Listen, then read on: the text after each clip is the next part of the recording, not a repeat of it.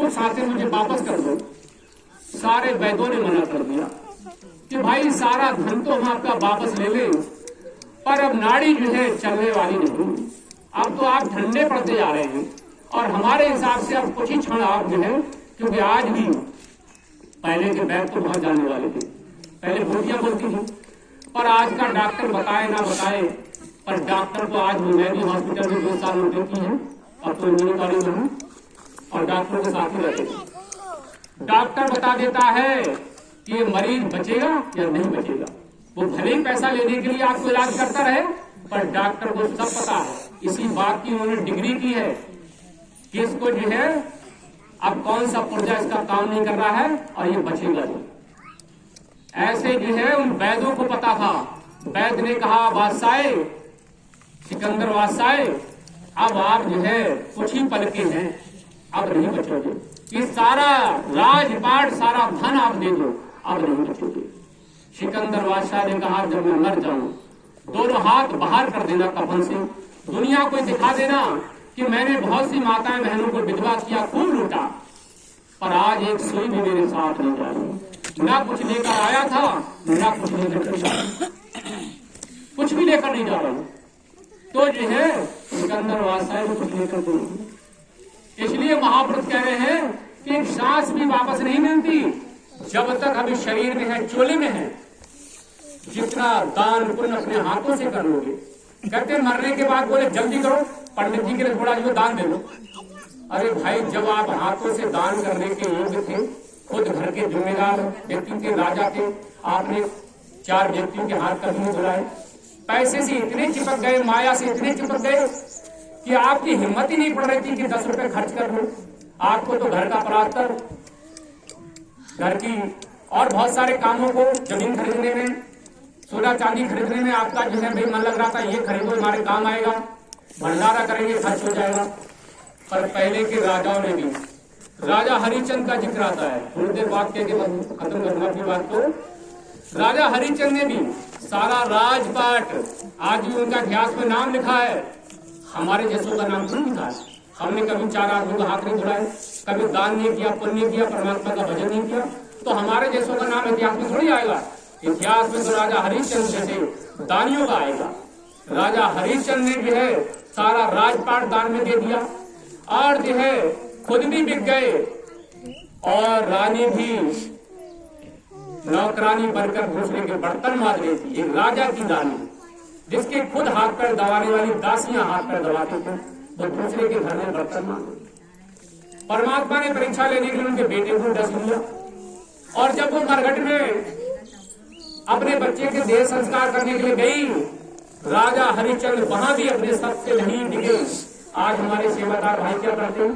पिछली बार मैंने बहुत डांटा सेवादारों को, उनके रिश्तेदार आ गए, मिलने वाले आ गए, हलवा की बाल्टी नहीं जा रही, कुछ उनको खिला रहे, उसके बाद पन्नी में भर रहे। मैंने कहा भैया जितनी भी संगत आई है ये हमारे सब भाई बहन, सब रिश्तेदार हैं, सब मिलने वाले, सभी के साथ एक जैसा व्यवहार होना चाहिए। अपने के साथ आप जो है ऐसा कर रहे हो, खून मार खिला रहे हो, दूसरी संगत भूखी चली जाएगी, वो फिर कहेगी गुरु जी के दरबार में गए थे, वहां व्यवस्था अच्छी नहीं थी, आप गुरु की बदनामी कराने के लिए आए हो बजाय व्यवस्था बनाने के लिए। ऐसी सेवा मत करो। तो इसलिए महापुरुष कह रहे कहा बोले थे मरघट में जब उनकी पत्नी गई, जब उनकी पत्नी वहां गई, उन्होंने कहा मरघट में कोई है?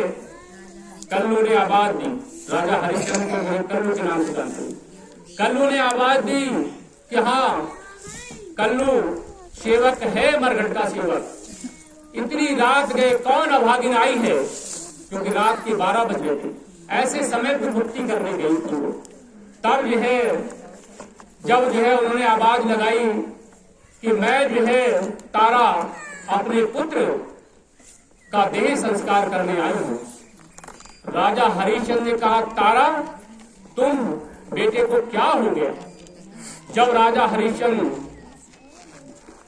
अपनी पत्नी के सामने गए, उन्होंने जो है बेटे को गले से लगा लिया और जो है पत्नी का हाल देखा।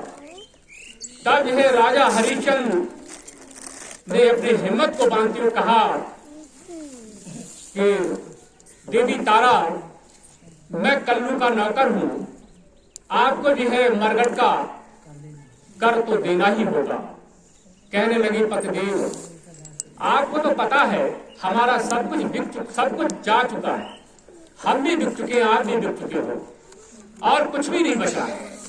अब आपको कैसे क्या दूं?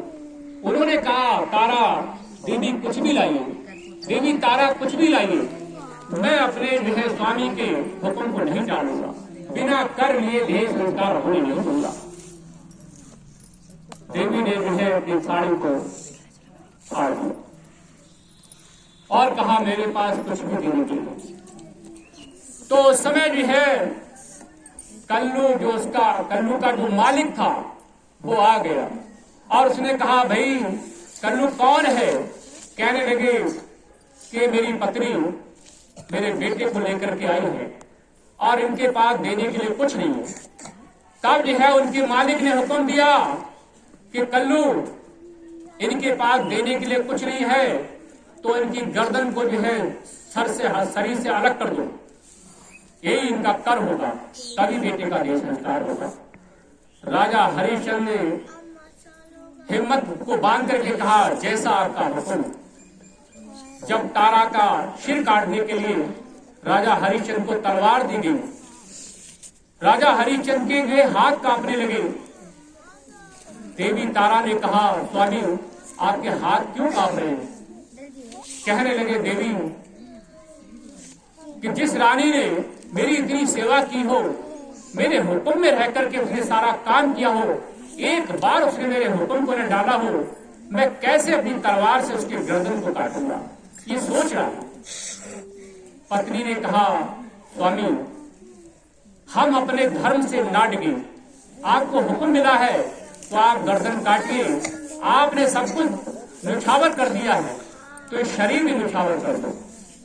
पत्नी ने सिर झुका दिया, सिर झुका दिया। जैसे जो है हरिश्चंद्र ने अपनी तलवार को उनकी गर्दन पर चलाया, पीछे से उनकी तलवार को भगवान ने पकड़ लिया और उनको दर्शन दे दिए। तो परमात्मा को पाने के लिए बड़े जो है परीक्षाएं होती हैं, बड़ी परीक्षा होती है। परमात्मा ऐसे नहीं मिलता है, परमात्मा को पाने के लिए बहुत कुछ झेलना पड़ता है, बहुत कष्ट देने पड़ते हैं। तो महापुरुष कह रहे हैं कि हम इस शरीर में हैं, हम जितना दान कर सकते हैं, जितना दान कर सकते हैं। हमारे जिक्र आता है कर्ण का। कर्ण जो है जिसमें मैदान में था, रथ का पहिया भी टूट गया और तीरों से लहू लान हो गया। उस समय भगवान कृष्ण जो है अर्जुन को लेकर के गए